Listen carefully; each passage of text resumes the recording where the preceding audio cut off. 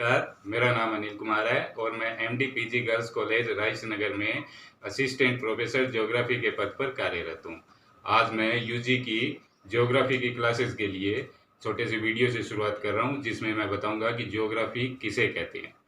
दोस्तों, ज्योग्राफी एक ऐसा विज्ञान है, विज्ञान जरूर कहेंगे क्योंकि ये हालांकि ज़्यादा है तो इसको आर्ट्स में पढ़ाया जाता है, लेकिन असल में ये विज्ञान का भी एक विषय है। तो ज्योग्राफी ऐसा विज्ञान, ऐसा विषय है, ऐसा शास्त्र है जो पृथ्वी की आंतरिक और बाहरी परतों के बारे में अध्ययन करता है या पृथ्वी की आंतरिक और बाहरी परतों के बारे में बताता है।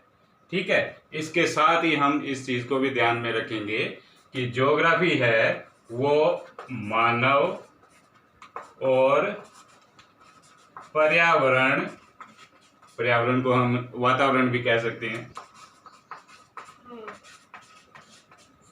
वातावरण के बीच के संबंधों का भी अध्ययन करता है। अब इसमें ये दोनों चीजें ध्यान में रखेंगे कि पृथ्वी की आंतरिक और बाहरी परतों का अध्ययन, ये एक बात होगी, और दूसरी बात मानव और वातावरण के मध्य संबंधों का अध्ययन, यानी ये दूसरी बात होगी।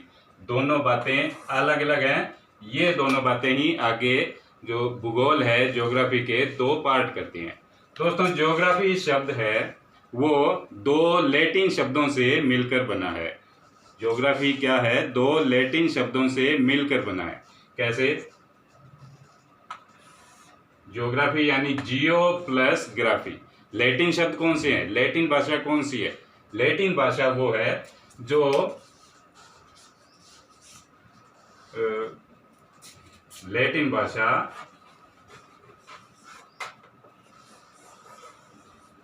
उत्तरी अमेरिका महाद्वीप और दक्षिण अमेरिका महाद्वीप के बीच का, इसको कैसे कहेंगे? उत्तरी अमेरिका का दक्षिणी भाग और दक्षिण अमेरिका का उत्तरी भाग कौन सा हो गया? ये वाला। इस जगह पे जो भाषा बोली जाती है वो लैटिन अमेरिकन भाषा बोली जाती है। तो यहाँ जो भाषा बोली जाती है लैटिन है। तो लैटिन भाषा के दो शब्दों जियो प्लस ग्राफे से मिलकर बना है। जियो का मतलब क्या है? पृथ्वी। और ग्राफी का मतलब क्या होता है? बताना, वर्णन करना, व्याख्या करना, या इसको कह सकते हैं सीधा वर्णन करना। यानी दोनों को अगर साथ में देखें तो इसका क्या मतलब हुआ? ज्योग्राफी का मतलब है पृथ्वी का वर्णन करना। अब पृथ्वी का वर्णन करना मतलब पृथ्वी के अंदर और बाहर कौन सी चीज है? पृथ्वी की आंतरिक और बाहरी परतें हो गई, प्लस में पृथ्वी के ऊपर जितनी भी साधन है, जितने भी तत्व हैं, उनका अध्ययन करना, यानी मानव है, प्लस में चारों तरफ का वातावरण, उनका आपस में अध्ययन करना। मतलब क्या हुआ ज्योग्राफी का? पृथ्वी का वर्णन करना। ज्योग्राफी शब्द के लिए एक दो विद्वानों का नाम ध्यान रखना है। कौन सा? सबसे पहले ज्योग्राफी शब्द किसने उपयोग में लिया, किसने काम में लिया, या कह सकते हैं ज्योग्राफी की शब्द सबसे पहले किसने बोला? तो वो विद्वान था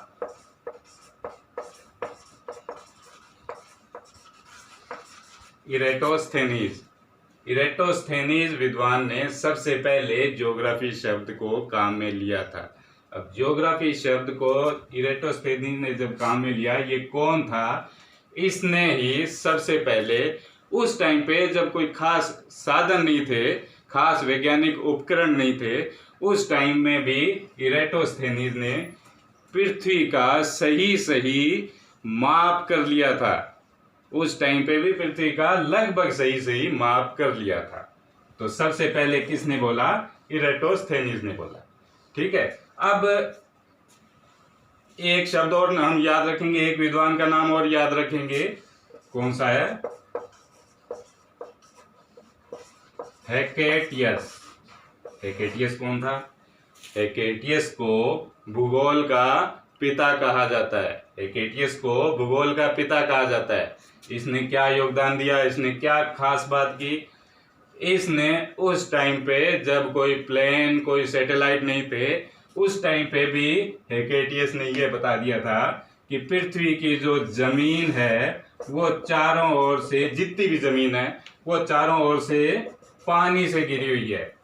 पृथ्वी के ऊपर जितनी भी जमीन है वो चारों ओर से पानी से घिरी हुई है। पानी से मतलब सागर या समुद्र से घिरी हुई है। अब हम बात करेंगे ज्योग्राफी या भूगोल की शाखाएं, उसके अलग अलग पार्ट। दोस्तों, जो कोई भी विषय है वो विषय जब विकसित होता है तो बिल्कुल एक पेड़ की तरह विकसित होता है। कैसे? प्रारंभ में, शुरुआत में कोई भी विषय है, उसका जितना भी विषय वस्तु है वो सारी एक जगह पे इकट्ठी होती है शुरुआत में, स्टार्टिंग में। मतलब कह सकते हैं जड़ों के रूप में होती है। उसके बाद उसके अंदर नई नई खोजें, नया नया विकास की वजह से नए नए तथ्य उसके अंदर मिलते रहते हैं और वो मजबूत होता रहता है। यानी क्या हो गया? पेड़ का तना बन गया। अब इसके बाद जब इतना ज्यादा विषय विकसित हो जाता है कि उसके अलग अलग शाखाएं बनती जाती है। शाखाएं क्यों बनानी पड़ती है? क्योंकि जो विषय वस्तु है किसी विषय की इतनी सारी इकट्ठी हो जाती है कि उनके अलग अलग पार्ट्स कर दिए जाते हैं। यानी अलग अलग पार्ट्स, यानी जैसे ही जो पेड़ है पूरी तरह विकसित होता है उसके अलग अलग पार्ट्स होते जाते हैं, यानी शाखाएं या टहनियां बनती जाती है।